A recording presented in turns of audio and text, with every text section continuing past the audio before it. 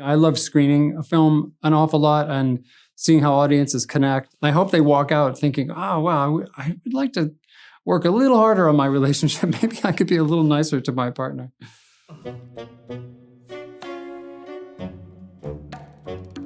If you need a shoulder or an inner thigh to lean on. What? I'm kidding.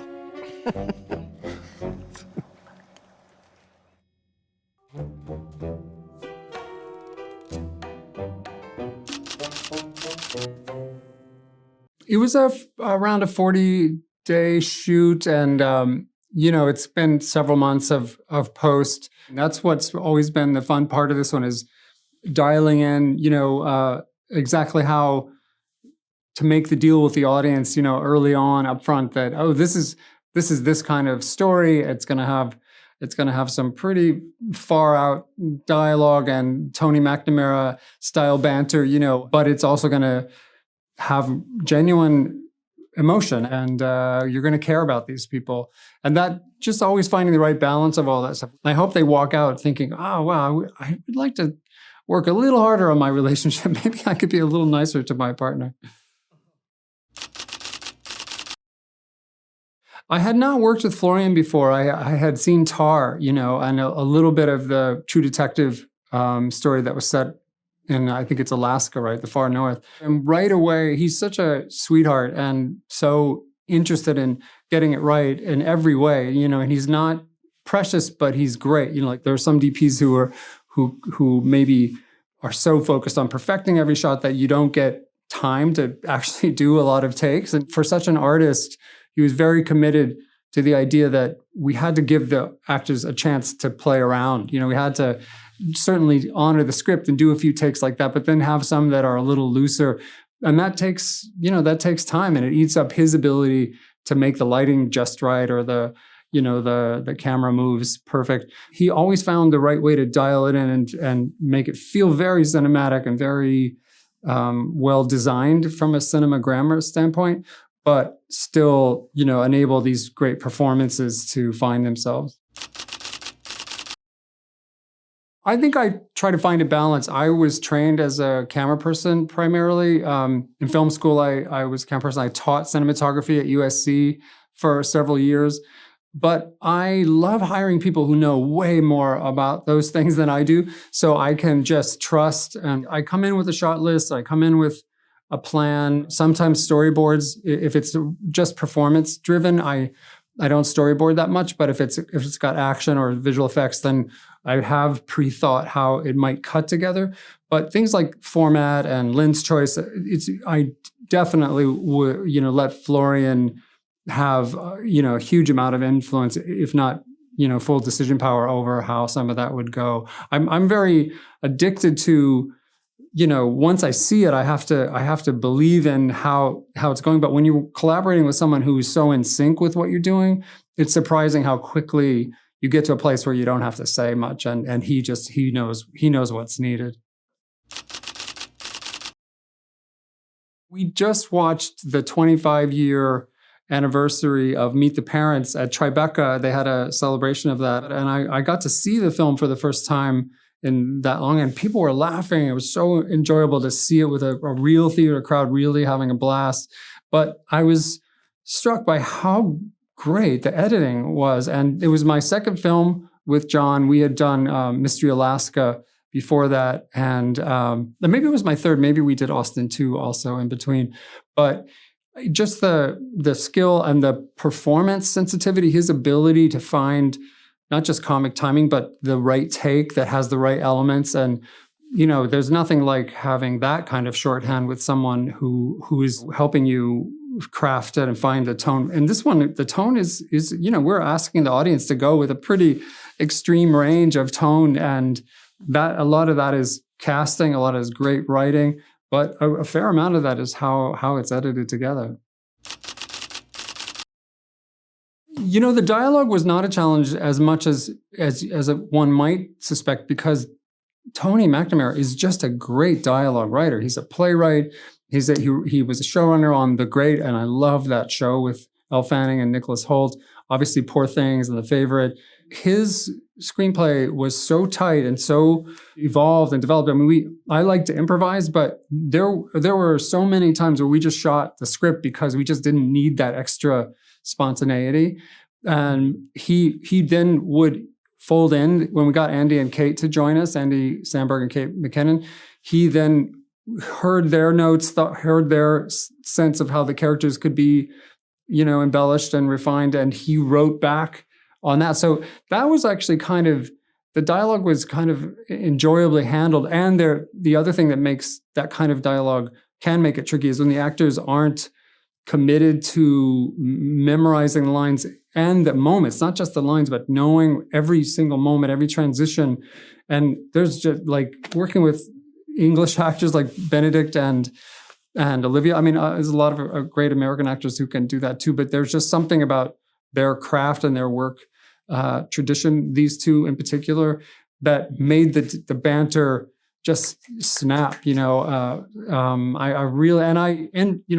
It's in the film. I relate with those Americans who envy that level of cleverness and how they say sometimes the darkest things, but with such great sense of banter that it feels like their love language. And that was the fun part. That was really, really enjoyable. A lot of it was just feeling like I was in live theater and, had the best seat in the house.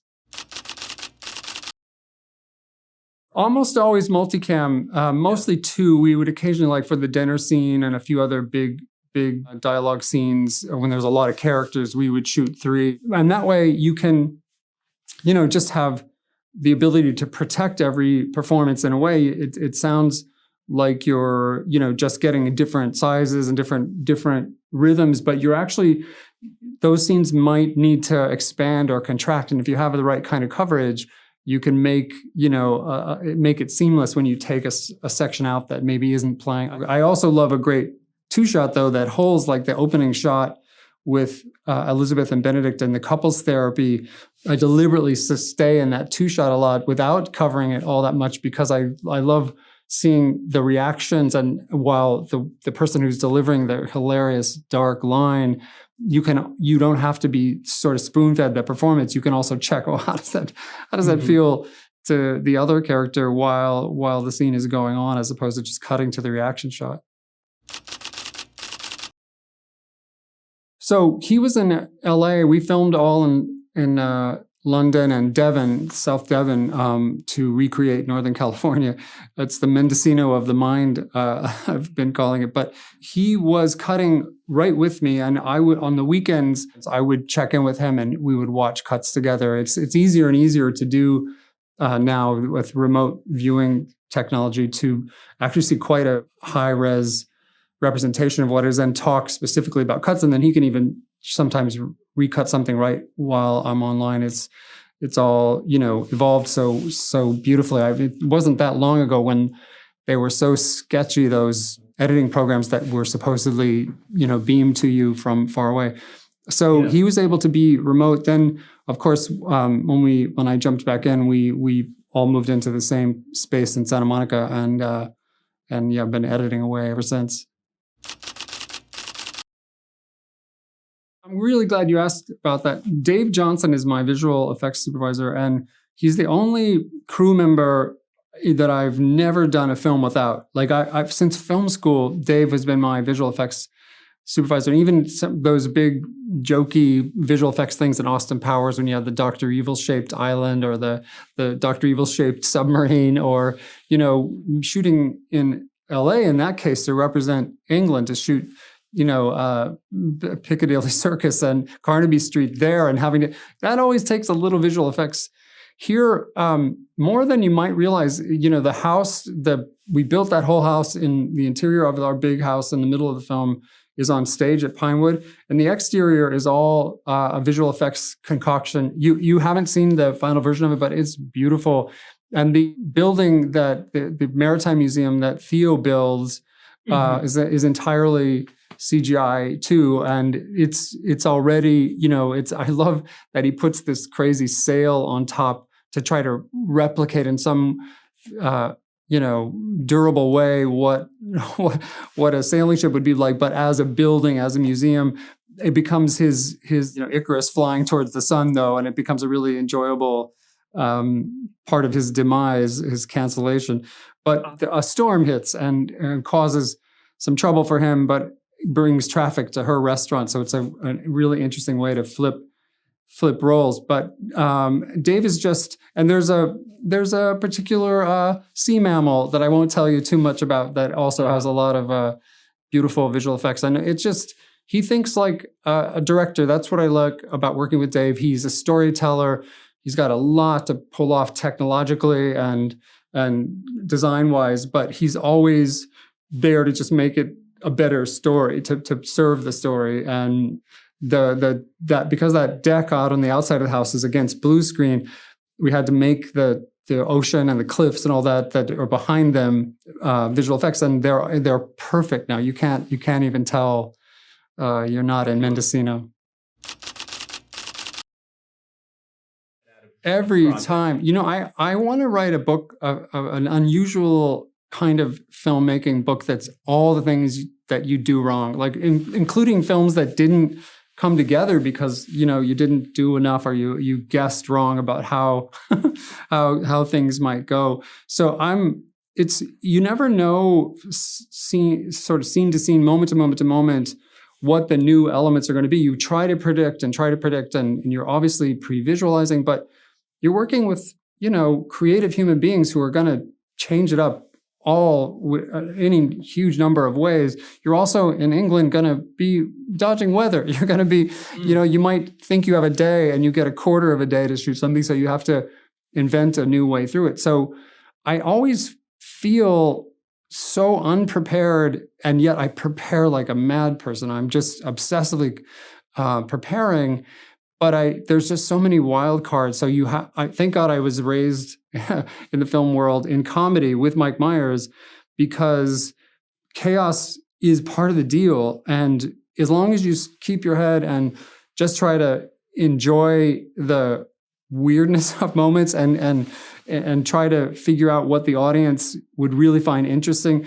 If you keep in mind what matters, what really matters, scene to scene, what the beginning, middle, and end are, where the key transition points are, what are going to be the lines that just get repeated over and over, and you make sure you don't leave that day without those, the rest of the chaos actually improves the movie because it seems less stagey and less stilted and scripted, So I also, the only other thing I would say is that I didn't realize how much I miss dark comedy. Like I had gone to film school thinking I would do more dark comedy, and I got caught up in doing more mainstream comedies. But when I read this and saw, you can portray dysfunction and heartache and heartbreak and really horrible behavior and still have it be incredibly humanizing and elevating, in a certain way, like that tonal range, that's new for me. That level of it, I haven't got to do that extreme, and from how dark and how light and funny. And I look forward to trying to do more of that.